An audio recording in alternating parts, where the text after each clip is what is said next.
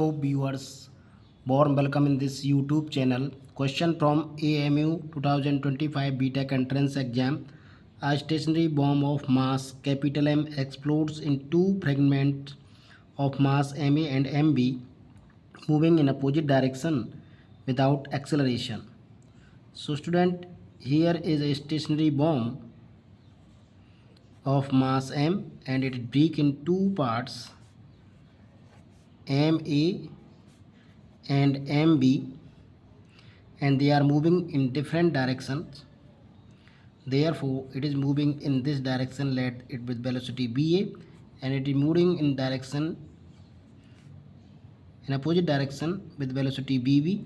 So using moment conservation law MCL, so m into velocity stationary initial velocity, it's 0, and this is ma into va minus mb into bb. Okay, because direction is different, so here this is 0, ma va minus mb bb. Therefore ma va equal to mb bb. From here velocity of particle b is ma va upon mb. Now if the speed of the first fragment is va, after time t the distance covered by the second fragment is, so here vb is taken as the velocity of particle b, so distance covered by second fragment